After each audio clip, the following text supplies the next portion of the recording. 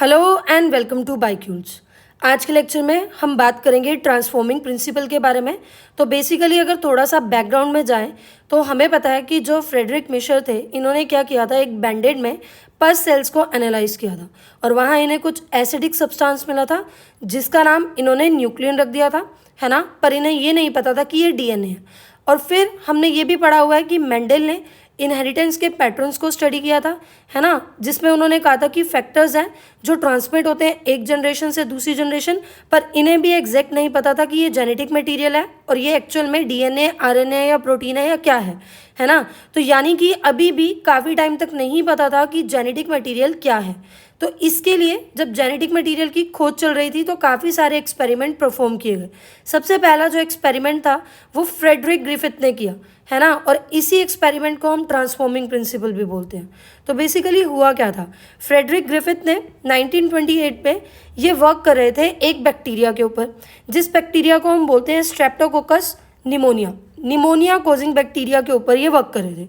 इन्होंने क्या किया ना, इस निमोनिया को एक कल्चर प्लेट में ग्रो किया। जब इन्होंने इसको कल्चर प्लेट में ग्रो किया तो इनको दिखा कि यहाँ पर इस बैक्टीरिया के दो तरह के स्ट्रेन्स हैं, एक ऐसा स्ट्रेन जो शाइनी है और एक ऐसा स्ट्रेन जो कि रफ है।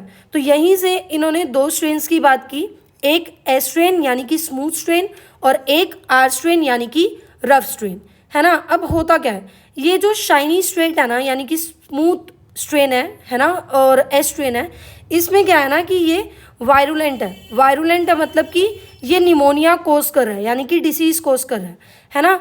और ये शाइनी क्यों दिख रहा है, क्योंकि इसके ऊपर एक म्यूकोपॉलीसेकेराइड की लेयर है, यानी कि ग्लाइकोकैलिक्स की लेयर है। अगर आप थोड़े से बेसिक्स जानते हो तो आपको पता होगा कि जब भी कोई बैक्टीरिया या पैथोजन हमारी बॉडी के अंदर जाता है, हमें अटैक करता है, तो हमारा इम्यून सिस्टम उसके खिलाफ एक्टिवेट हो जाता है, यानी हमारा इम्यून सिस्टम उसके खिलाफ फाइट करता है। पर जब ये एस स्ट्रेन हमारी बॉडी के अंदर जाएगा, हमारा इम्यून सिस्टम इससे फाइट करने की तो कोशिश करेगा, पर इसकी ये जो पॉलीसेकेराइड की म्यूकोपॉलीसेकेराइड की कोट है, इसकी वजह से ये हमारे इम्यून सिस्टम से बच जाएगा। दिस इज़ द रीज़न कि ये निमोनिया कोज कर पाएगा, डिसीज़ कोज कर पाएगा, यानी कि ये वायरुलेंट होगा। लेकिन अगर हम आर स्ट्रेन की बात करें, यानी कि रफ स्ट्रेन की बात करें, तो यहाँ पर ऐसी कोई भी कोटिंग नहीं है ना। मतलब कि जो म्यूकोपॉलीसेकेराइड यानी ग्लाइकोकैलिक्स की कोटिंग स्मूथ स्ट्रेन में है, आर स्ट्रेन में ऐसी कोई भी कोटिंग नहीं है। अगर ये हमारी बॉडी में जाएगा तो हमारा इम्यून सिस्टम इसके खिलाफ फाइट करेगा, है ना। और दिस इज़ द रीज़न ये जो आर स्ट्रेन है ये नॉन विरुलेंट है, यानी कि इससे कोई भी बीमारी कोज नहीं हो रही है। ठीक है, आई होप आपको ये चीज़ समझ आई होगी। एक बार सम अप करते हैं, हमने क्या बोला है कि 1928 में ग्रिफिथ ने कुछ सीरीज ऑफ एक्सपेरिमेंट किए एक बैक्टीरिया को यूज़ कर जिस बैक्टीरिया का नाम था स्ट्रेप्टोकोकस निमोनिया। इस बैक्टीरिया के दो स्ट्रेन मिले, आर स्ट्रेन यानी कि रफ और एस स्ट्रेन यानी कि स्मूथ। इनको रफ या स्मूथ बनाने के पीछे रीज़न क्या है कि ये जो एस स्ट्रेन है इसके बाहर एक ग्लाइकोकैलिक्स यानी म्यूकोपॉलीसेकेराइड की लेयर है जो इसको स्मूथ बना रही है ना। यानी हमारी बॉडी में जब ये जाएगा तो हमारा इम्यून सिस्टम इसके खिलाफ फाइट नहीं कर पाएगा। दिस इज़ द रीज़न ये विरुलेंट है, यानी कि डिसीज कोजिंग है। और आर स्ट्रेन की बात करेंगे तो ऐसा कोई भी लेयर वहाँ प्रेजेंट नहीं है। दिस इज़ द रीज़न कि ये नॉन विरुलेंट है। अब ग्रिफिथ ने क्या किया, ग्रिफिथ ने सीरीज ऑफ एक्सपेरिमेंट किए। यानी इन्होंने क्या किया, सबसे पहले तो इन्होंने आर स्ट्रेन लिया, लाइव आर स्ट्रेन, इसको एक सिरिंज में फिल किया और माइस को इंजेक्ट कर दिया। अब हमें पता है आर स्ट्रेन तो क्या है, नॉन वेरुलेंट है। तो क्या ये जो माइस है इसको निमोनिया होगा, डिसीज होगा? नहीं होगा, यानी ये जो माइस है ये जिंदा रहेगा। फिर दूसरा एक्सपेरिमेंट इन्होंने क्या किया, लाइव एस्ट्रेन ले लिया, एस्ट्रेन लिया, उसको सिरिंज में फिल किया और माइस को इंजेक्ट कर दिया। अब नीडलेस टू से हमने अभी पढ़ा कि जो एस्ट्रेन है ये विरुलेंट है तो मतलब क्या होगा कि जो माइस है वो मर जाएगा, है ना। तीसरी बार इन्होंने क्या किया, इन्होंने सोचा कि चलो मैं एस्ट्रेन को इंजेक्ट करता हूँ, पर हीट किल्ड एस्ट्रेन को इंजेक्ट करता हूँ। यानी कि जब ये एस्ट्रेन को इंजेक्ट कर देंगे तो एक्चुअल में एस्ट्रेन मर जाएगा, ये बैक्टीरिया मर जाएगा। और मरा हुआ बैक्टीरिया अगर आप माइस में इंजेक्ट कर रहे हो तो क्या वहाँ डिसीज कोज होगा? नहीं होगा, यानी ये जो माइस है ये जिंदा रहेगा। ठीक है, अब इनका काफ़ी खुराफाती दिमाग था तो इन्होंने क्या किया, इन्होंने सोचा चलो एक और एक्सपेरिमेंट करते हैं। और इस एक्सपेरिमेंट में इन्होंने क्या किया, इन्होंने हीट किल्ड एस्ट्रेन लिया, है ना। अब देखो हीट किल्ड एस्ट्रिन विरुलेंट था या नॉन विरुलेंट था, ऑब्वियसली नॉन विरुलेंट था, तो इससे तो माइस नहीं मरा था।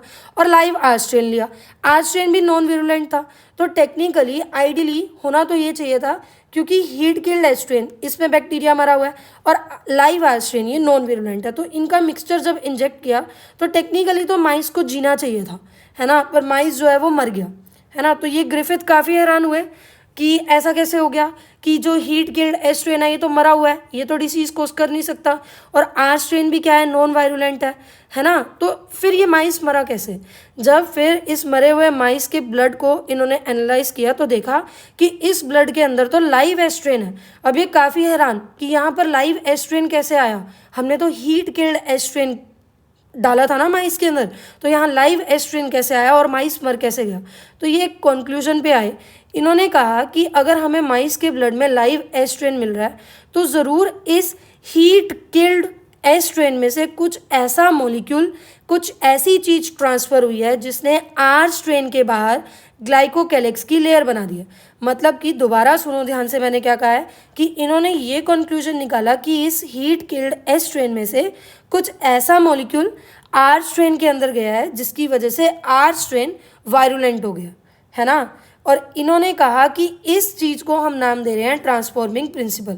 मतलब इन्होंने बहुत ज़्यादा सिरदर्दी नहीं ली, इन्होंने कहा हाँ कुछ ट्रांसफॉर्म हुआ है जिसकी वजह से आर स्ट्रेन के बाहर म्यूकोपॉलीसेकेराइड की लेयर आई है और वो कन्वर्ट हो गया लाइव एस स्ट्रेन में, तभी माउस मरा है ना, माइस तभी मरा है। लेकिन इन्होंने ज़्यादा टेंशन नहीं ली कि ये एक्चुअल में ये मॉलिक्यूल क्या है जिसने ट्रांसफॉर्मेशन करवाई है। इन्होंने ये चीज़, ये डिस्कवरी आने वाले साइंटिस्ट के ऊपर छोड़ दी और सिंपली इन्होंने कहा कि ये एक ट्रांसफॉर्मिंग प्रिंसिपल है और this must be due to transfer of genetic material. पर ये इस जेनेटिक मटेरियल के बायोकेमिकल नेचर को बताने की सिरदर्दी इन्होंने नहीं ली, ठीक है। तो this was all about Griffith's experiment. As usual video NCERT से ही रिलेटेड था। अगर आपको पसंद आया तो please like, subscribe and share. Thank you so